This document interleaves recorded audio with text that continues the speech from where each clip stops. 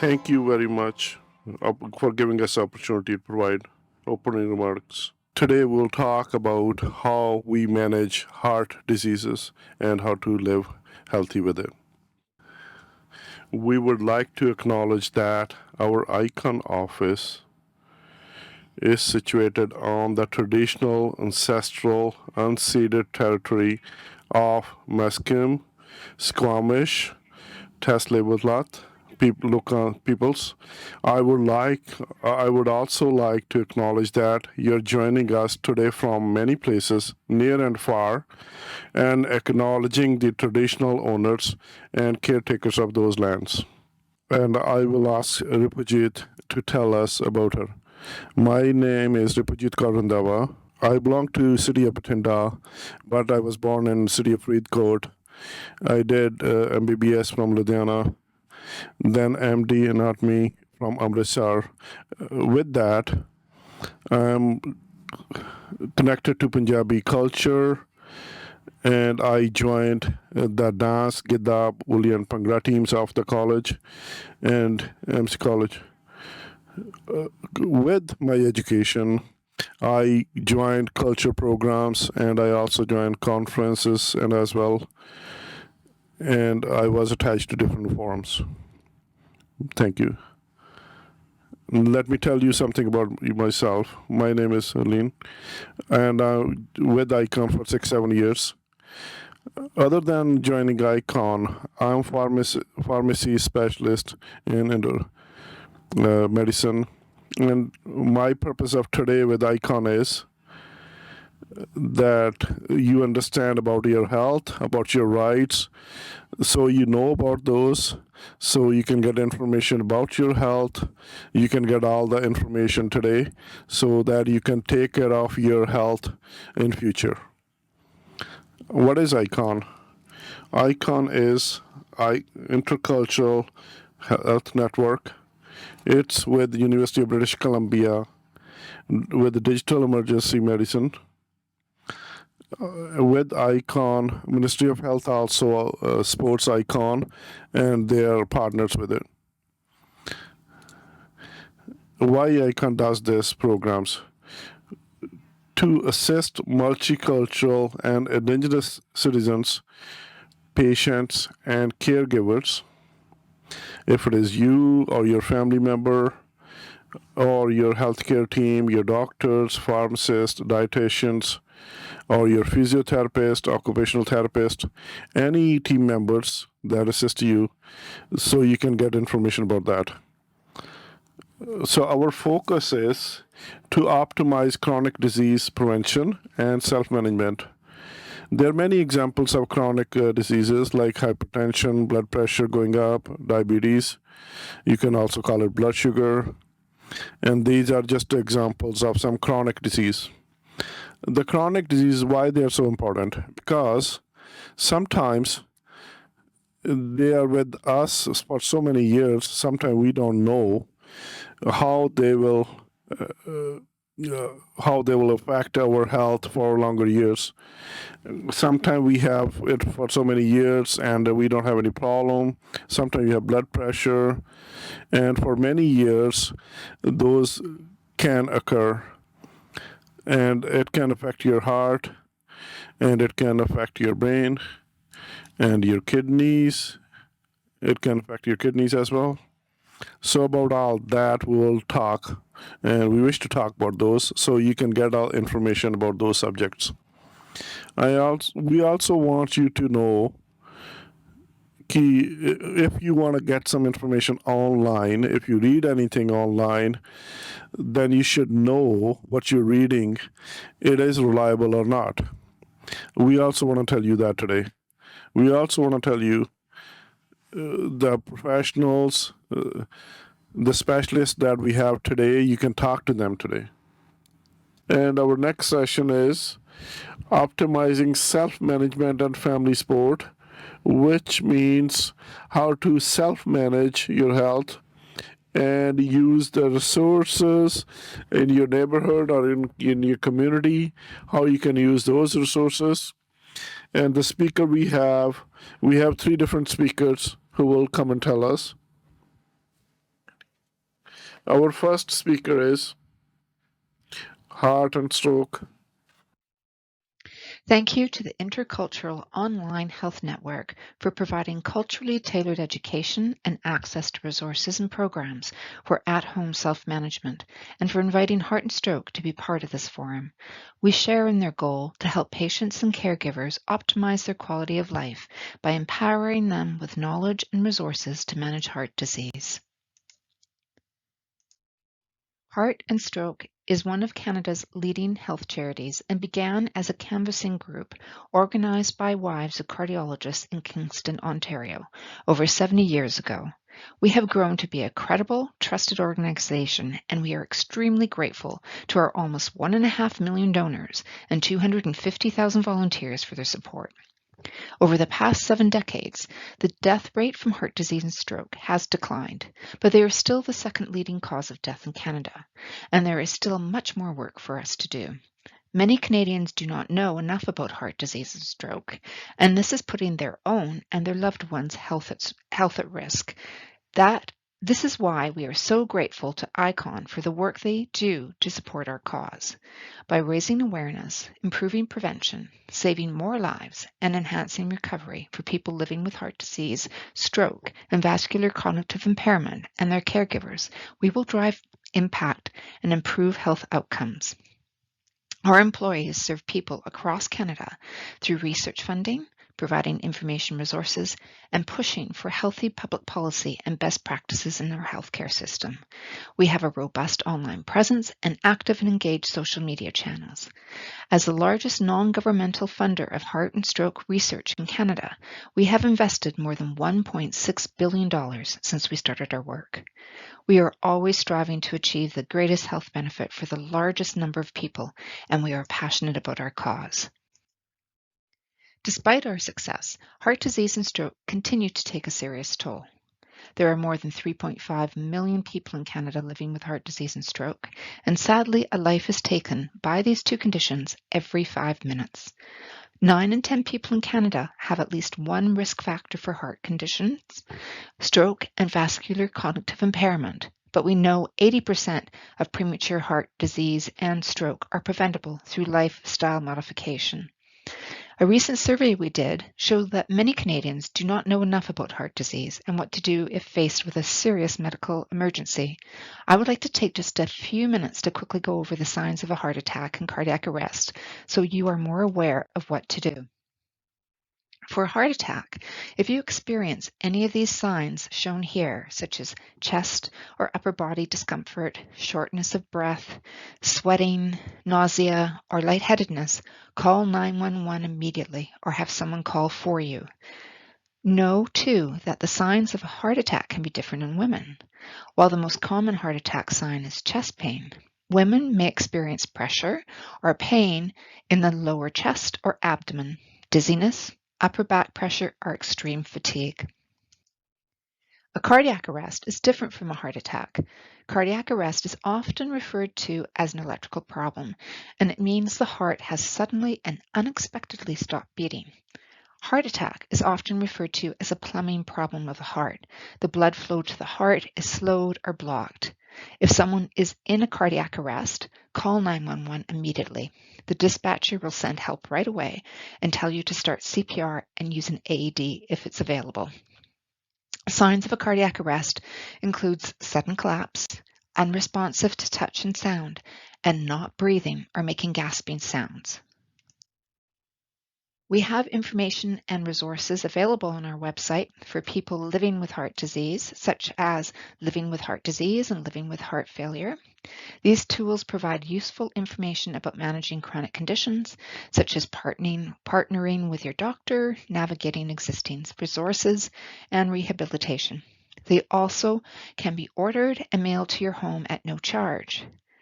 Visit our website, www.heartandstroke.ca, and click on the Heart Disease tab in the upper left corner. Scroll down to Recovery and Support. Click there and scroll again to the section called Living with Heart Disease. There you will find information on living with heart disease, taking control of your recovery, and other tools to help with your recovery. To order copies of our health information publications that can be mailed to your home at no charge, visit our website and scroll down to the very bottom, look for Patients column, and click on Health Publications.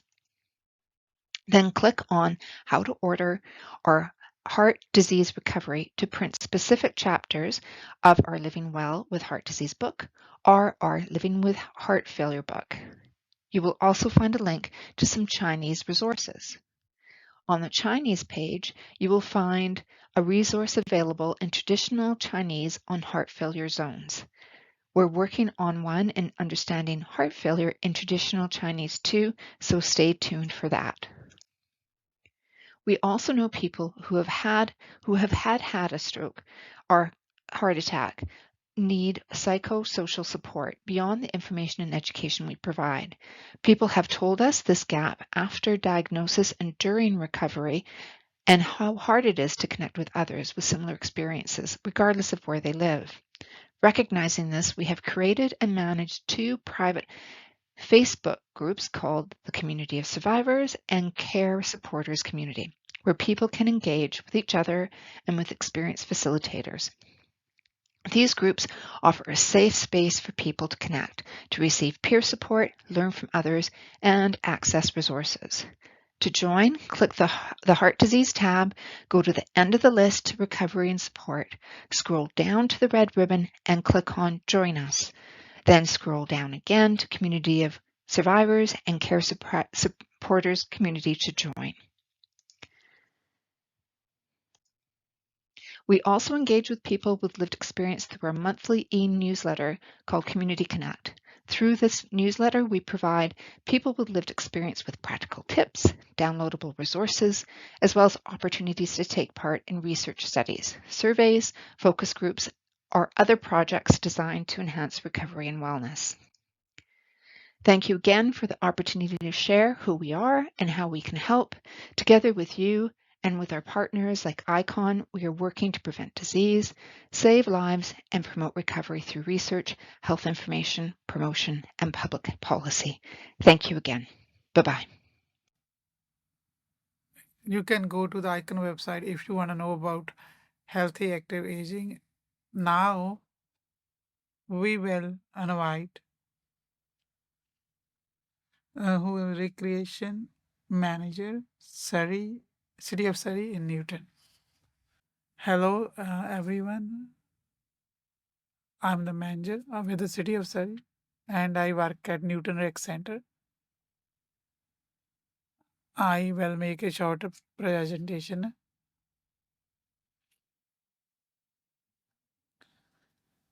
So, Surrey is age-friendly city where people enjoy lifelong activity and engagement. In a city, there are a lot of programs, forums, events.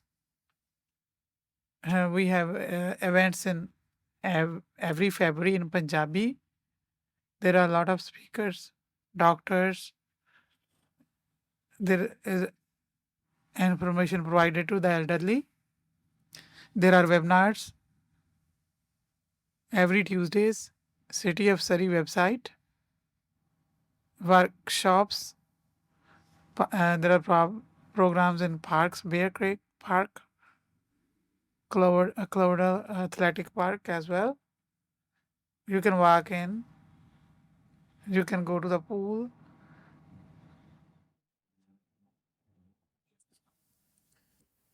And every year we celebrate for the Senior Week celebrations in June.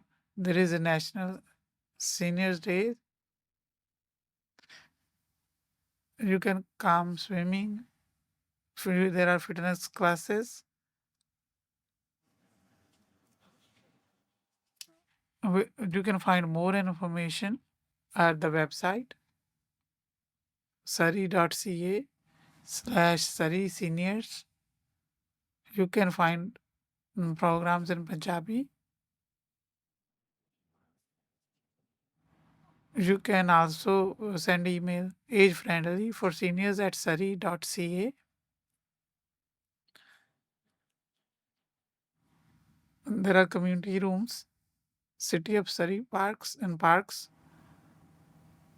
There are 4 in Newton, 1 in Guildford, Cloverdale. There are seniors coming in. They play cards. There are social programs, and there are men and women. There is a list. There is more information present.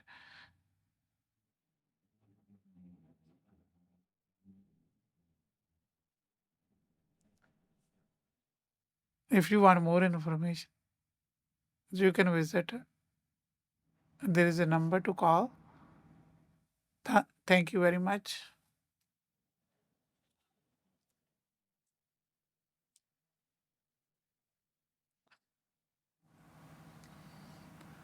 Thank you to Manny very much.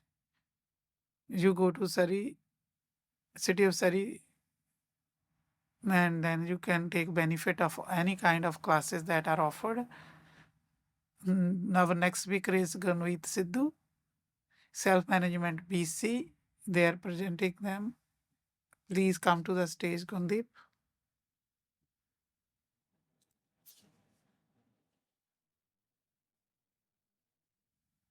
Hello, everyone, and welcome. My name is Gandeep Kaur Sidhu, and South Asian Cell Management. I work with South Asian Cell Management programs. In the morning sessions, Dr. Sharma, Dr. Sangeda, they explained us in detail how you change your lifestyle, how you take medications, and I'm here to discuss about those programs that are offered in BC. They are sponsored through health. You don't have to pay any fee for these programs. It's very short presentation. In this webinar, the objectives are how to self-manage chronic conditions, who's self-management BC, how you do self-management, who's self-management BC, and they provide programs. Who can participate in self-management programs? Who's eligible? All men or women. These how these programs help people. How the people should attend these programs. There are testimonies about the outcome of the programs. So, what do they think about these programs and how it helped them? So, you can attend in person. You can also work as a volunteer with us if you want to bring something to your community. So, in the last, if you are interested, how to register for self management programs. Everybody told you in the earlier morning session about what are chronic conditions, what are long term conditions. The long term conditions are those in which you require ongoing medical care and lifestyle changes to manage and control. So that you can control, you have to self manage. And the condition could be any, it could be heart conditions, heart disease, it could be related to the lungs, diabetes, it could be other illnesses, anything, any illness that remains more than 6 months, though for a long time, those are called chronic conditions. In these illnesses, the common problems, the common symptoms are pain, fatigue, shortness of breath, trouble sleeping, depression, fear, and isolation for the worry about work and finances. We continuously lagging behind with our daily chores, and what are the services that are provided and how we can get those services. So, what is self management? With facing all these illnesses, how to manage is called self management. If you have diabetes, how you can keep it in control, how you eat, how you complete your social interactions, how you get all these skills. So you gain all these skills and then you self manage. So self management is very important. In BC, one in three British Columbians, have one or more chronic conditions. So it's very important to self manage who we are. As I told earlier, the University of Victoria Institute on Aging and Lifelong Health is a multidisciplinary research center. We train healthcare professionals how they can teach self management techniques to their patients. So our overall goal is to contribute to improving the health and quality of life with an increasing diverse population of older adults. Our satellite office is located in Delta, BC. The main focus is to screen and provide guidance.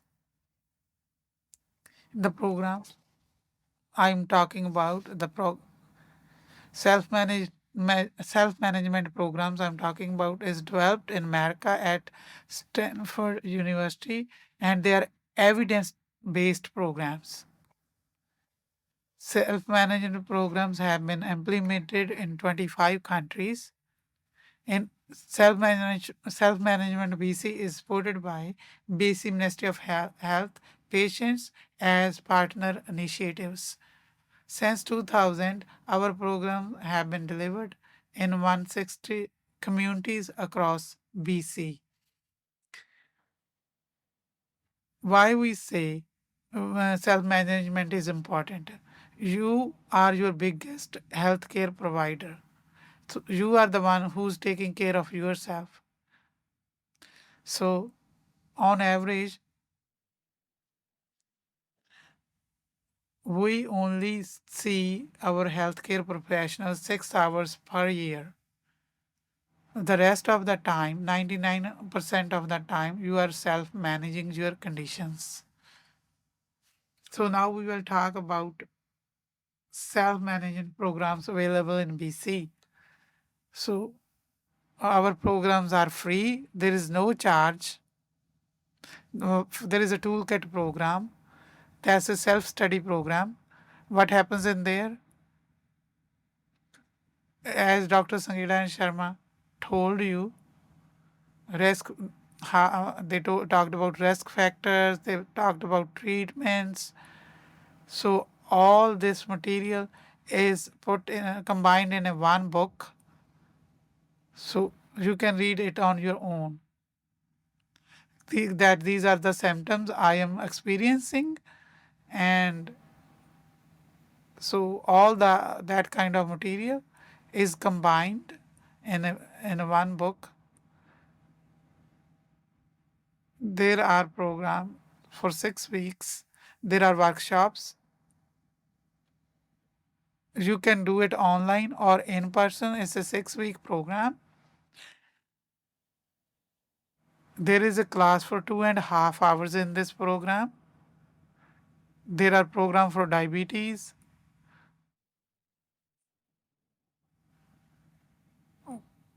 We discuss different topics in there. They are about diabetes and other health conditions. Yeah, better choices, better health online. There's a self-paced program. You can log on to your computer every Monday, and you tell your program problem, and then there is a health coach program. Then there is a coach that's assigned to you. You can call once in a week for half an hour. So you all of your problems you can discuss it with your coach. Then he will tell you about the strategies you can use. The main purpose to teach you how to self manage your conditions. It's problem solving and decision making, problem solving, action planning, as is discussed in earlier session in the morning. So we should be exercising every day 30 minutes. So then the participants makes an action plan that I'm gonna use less sugar, or I will walk 150 minutes or exercise 150 minutes this week. In our sessions, there are topics covering exercise, all kind of different exercise we make them patients do. These are the topics that we cover in our workshops. These are the books. Who can participate? Any adult. Program is designed for adults 19 year plus. Available in a choice of your available in your choice of formats. Anyone with any type of chronic health conditions or pain. If you are spouse, caregiver, family member, and anyone interested in learning about self-management strategies can participate. You can also go to our website for volunteer work. The people who participated in these programs, the number of coaches we trained, how to register in this program. There is a phone number. You can visit the booth. There is a booth outside. So, these were the key points of my presentation. Thank you very much. Thank you very much, Gandeep. It's very important to self manage your care. As she explained, we go to see our doctors, but how often do we see them in a year? But you should be looking after your health yourself otherwise. But consult those specialists who are expert in this field. No. Now, the most favorite part, question and answers. As I said, there are many questions. I'll name the speaker, then I'll ask the question. But if anybody else want to say anything, add to it, they can do that. First question from Dr. Sharma. What's the difference between a stunt and pacemaker? Pacemaker, can both be put in one person? As I talked earlier, we use a stunt for different conditions, and then we can put a pacemaker for different condition. If somebody had a heart attack, then stunt is usually done, and otherwise it is possible to put both. Next question is, just add to that, stunt are put in the blood vessels. Pacemaker is a unit outside with the wire connecting to the heart into a vessel. Next question is for Dr. Sangira. There are many questions about this topic. Stress. How does that affect our heart? how does stress affect our heart? The stress we're talking about, it affects the whole body. We don't pay much attention to mental illness. We don't want to talk among our family about these things. All the mental problems we have, it increases your heart problems, your diabetes, your nerves get tightened, so it affects your heart disease. We should all try all our religions. Either you follow Sikhism or read Bible or Quran. They are all reminding us over and over again to reduce the stress. If you win your heart, you can win the world. Reduce worry and stress. It's better to reduce it, control it. It's better for better health for whole body. Next question is for Dr. Sharma. There are many questions about cholesterol. Everybody's asking, if my cholesterol is normal, that means it's not high, do I still need to take medication for it?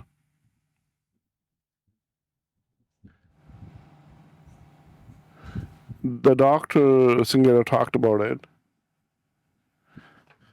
The people say, if I've been put on medication, the cholesterol level that we target, it's our attempt to keep it below that target.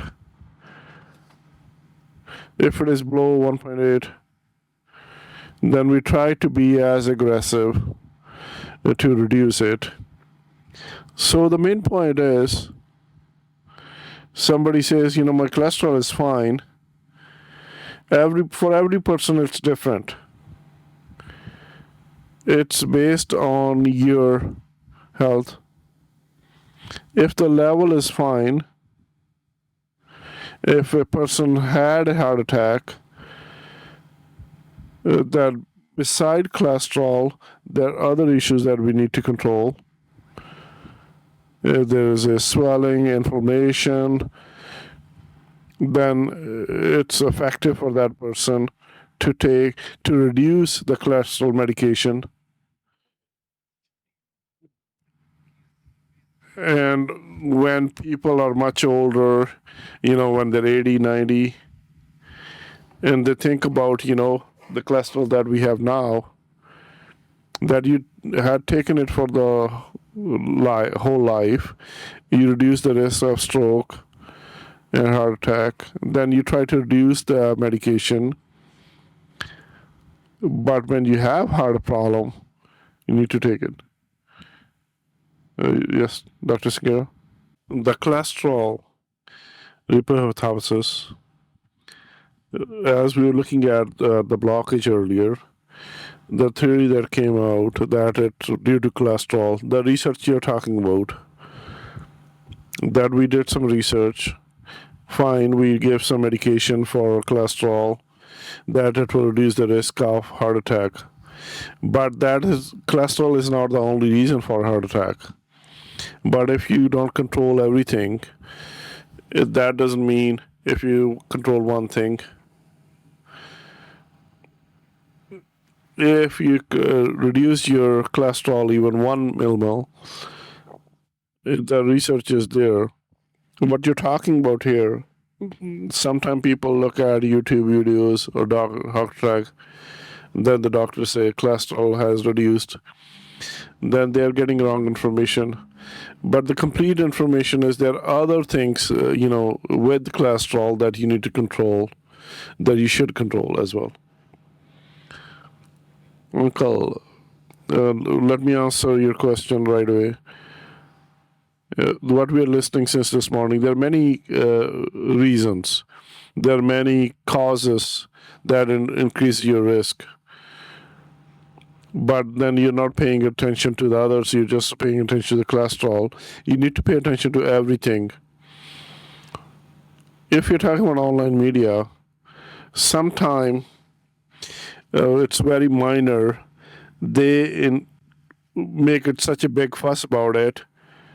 And Dr. Sharma and others explained if you have high blood pressure and you're not able to control it, and then you think there's no need to control your cholesterol, but if you bring it together, you should try to do it all that. What should be cholesterol level? If I look at it, and I send somebody for a test, they take the test paper, they control it for a month, and then they get the testing done. They'll see if it is fine, and then they start doing it what they were doing earlier. And then they say, my cholesterol was normal, and you didn't fix it. How did I get a heart attack? You need to have the cholesterol in check every day. It should be fine. Your sugar levels, the medication that we provide to you, it affects your body for 8 hours, 12 hours, 24 hours. If it is for 12 hours, then it's given twice a day. If it is for fact is for 24 hours, then you take it once a day. If you take it once a day, then 2-3 days you don't take it, it doesn't have that same effect. If we are telling you that it's to control, then you need to take it every day. To control your body, your illness, if you control it, then you won't face any problems in the future. If you don't control it, the problems are going to get bigger and bigger. And if you take half, and if you keep adding it, if you work as a team, you assist each other, then that can really help you in the long run. Let me ask all the questions. If we have some time later on, then we can ask those later. Next question is for Dr. Singera about blood pressure. There are many questions. They're all similar questions, so I'll just ask one or two. If you have blood pressure going up once or twice a week, then is that hypertension? If we're checking at home, how many times should we check it? How should we check it? Morning or evening? What time? And what is hypertension? So first of all, the blood pressure numbers are, if they have no other problem or illness, and there are two numbers. One is 140 and 90. It's below that. It should be below that. If you don't have any other problems or disease. If you have diabetes, and if you have heart problems or heart illness or disease, then it's tightened a little bit. As Dr. Sharma explained, if somebody has diabetes, then the bad cholesterol, it's 2.0, the target range is. But if you have that illness or disease, then it should be 1.8. Same thing with the blood pressure. If you have any other problems, then 130, it should be below 130/80. And the rest of the things, when should we check it? Try, if you don't have any worries or tension, that's fine. But if you're worried about it, then you get it checked. The more you check it, more worried you'll get it. So reduce that worry as well. You should check it according to your body, how it's reacting, and what else is happening in your life. Do it according to that. And if husband and wife are fighting with each other, then checking the blood pressure. And in the morning you get up, your body is relaxed, and your blood pressure might be normal. So those are the things you need to do at different times. And you should look, how your body is reacting to it, how it is working with it. If we eat something very salty and then check it, it goes up. but don't take it too seriously. Reduce the tension. Don't worry about your blood pressure is going up. If you check it once a week, make an appointment with the doctor, talk to them, and tell them, this is fine at this time, it's going up at this time. And the teamwork is very important. That will help us. And they said, don't worry too much, reduce the worries. How can you do that? The next question is for Gundeep. The question is why we should do self-manage and what it is. Why should we self-manage if the doctors are taking care of us? Why should we do it?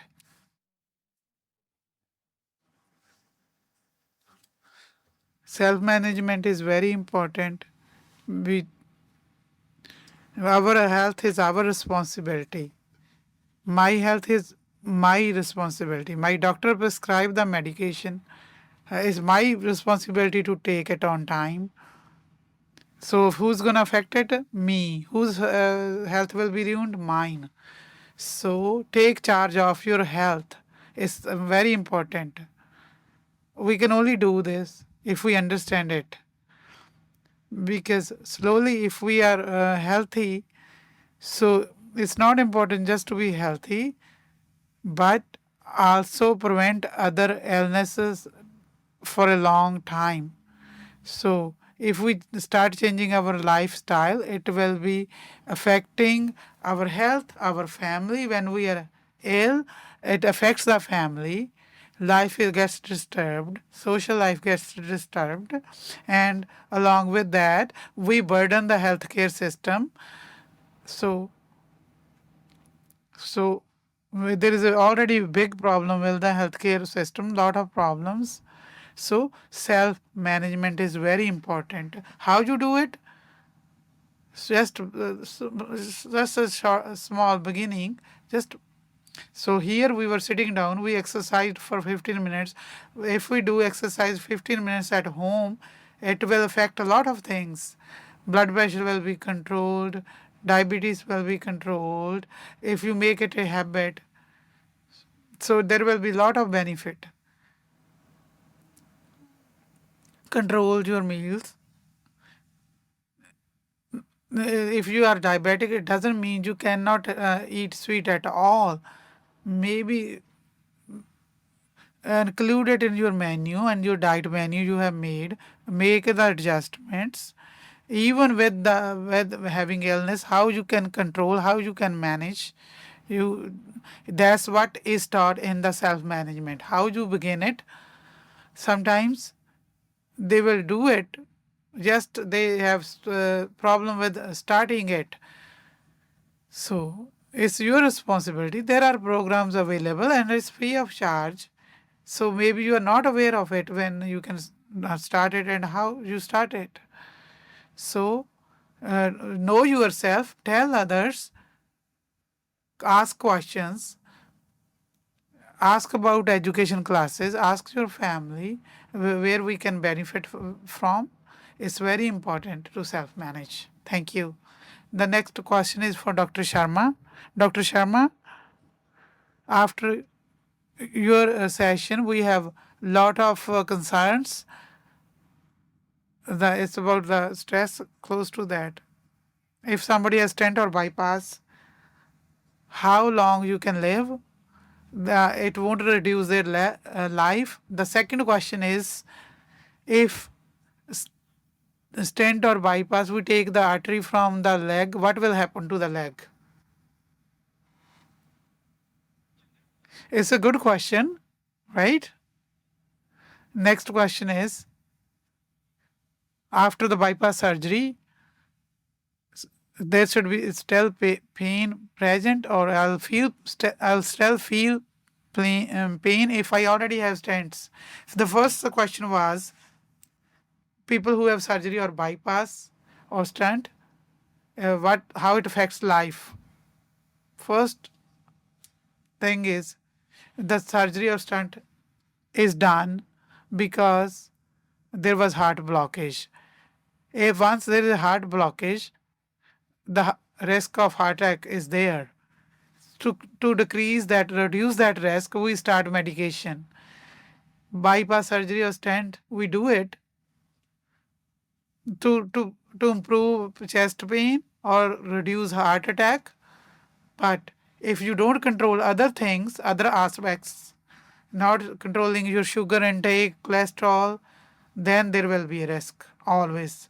If you control all those things, and then your risk will be the same as the normal people. That's the answer to the first question.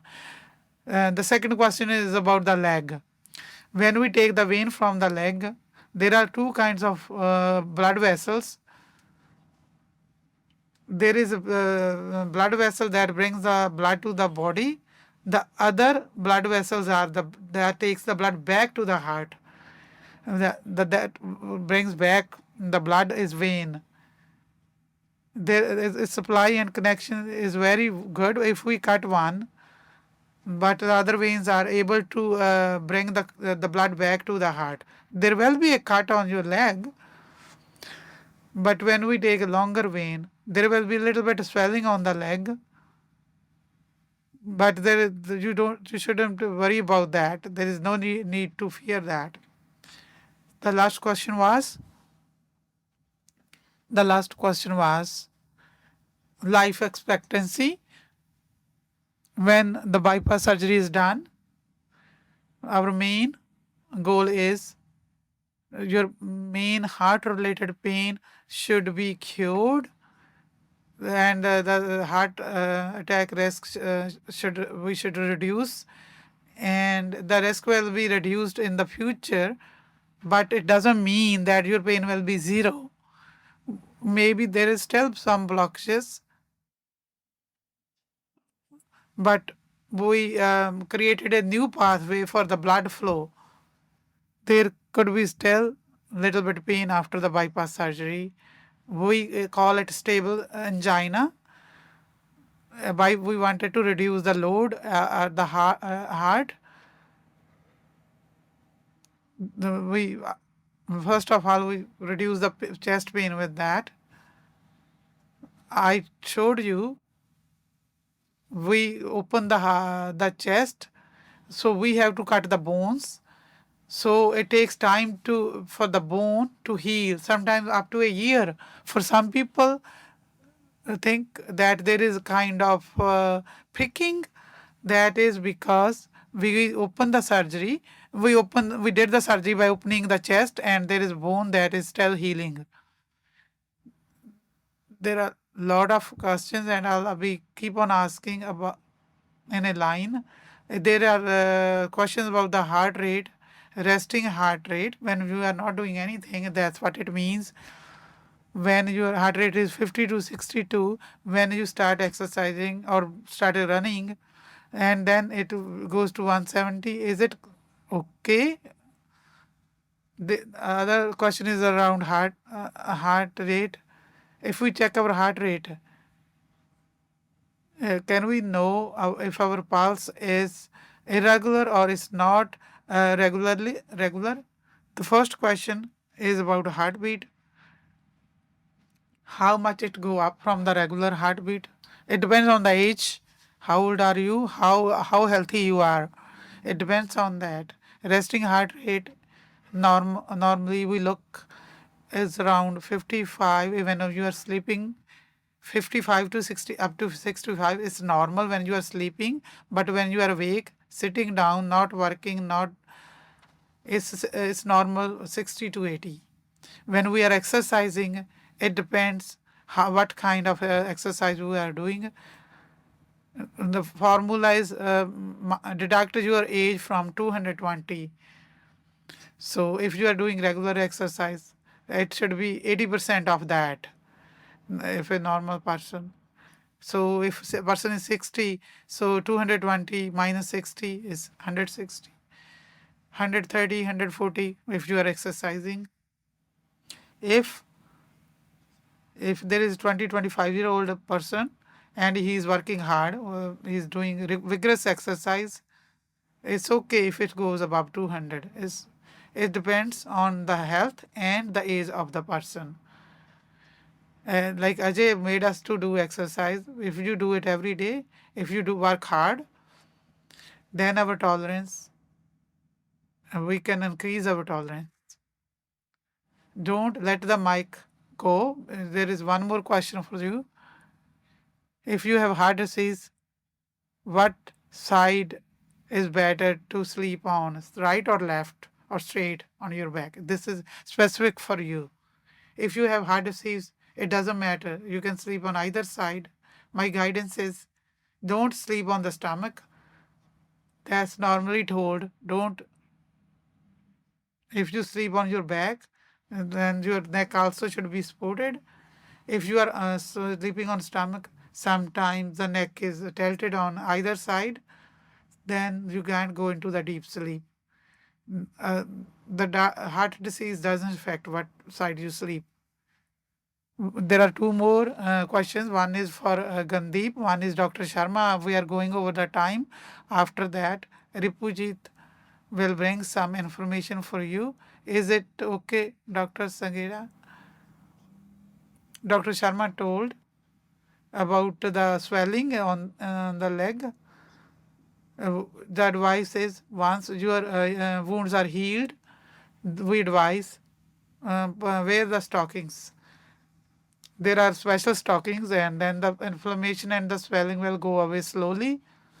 Sometimes they use the stockings and then they stop using it. If you continuously wear pressure stockings, then it should be okay. Little bit problem is always there in the body. Thank you. You told. There is a specific question for you, Dr. Sharma. I hope I am reading correctly. So in Surrey Memorial, is there a coronary angiogram available instead of straight and coronary angiography? There is a one question in relation to that too. You recently heard that we had a campaign. And we're still doing it, that we should have a cath lab in Surrey, that for stunts and all that. The patients who had stunts, if you came to Surrey Memorial, then we sent those people to Royal Columbian Hospital to put the stunts on. That's the campaign we did, that we should have it in Surrey Memorial Hospital, so people won't have to go anywhere else. They can do it in Surrey. We did the campaign for that. Where they put the stent, they call it cath lab, so that's a cardiac arrest lab. Now we're doing fundraising. Our committee has helped a lot. It's still ongoing. We are trying to have a cath lab here. So if we can build a cath lab here, that can help the patients. Somebody asked a question in that regard, how they can donate. Surrey Hospital Foundation, Surrey Memorial Hospital Foundation, if you go to their website, if you wish to donate, there are numbers there. You can call and talk to them. Then they can tell you how to donate. The second question is cath lab, CT angiogram. What's the difference?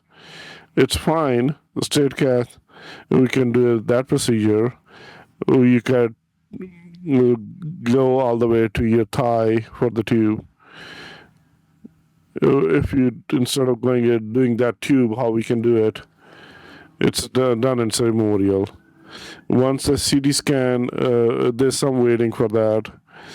If the wait list is more and we don't want to wait, we send for angiogram.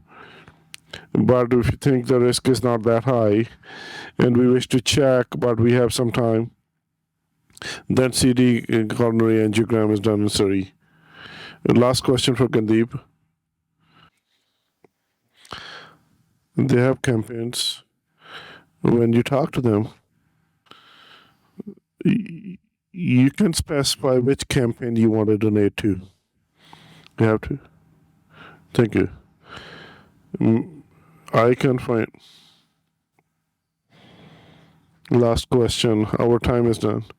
We just have a couple minutes. For us in Punjabi, that if we have resources for self-management, for the resources in Punjabi, those are available on our website. If you go on that website and put your name down and program for diabetes and chronic disease, there's a program for 6 weeks. So with the chronic pain toolkit, that's available in Punjabi as well. And you can get the contact information from outside. You can email me directly as well. And we also have a toll-free number on website. You can talk to us. And on toll-free number, you can talk only in English. But my number, you can talk to me in Punjabi as well. That's up to you, how you wish to contact us. Thank you so much.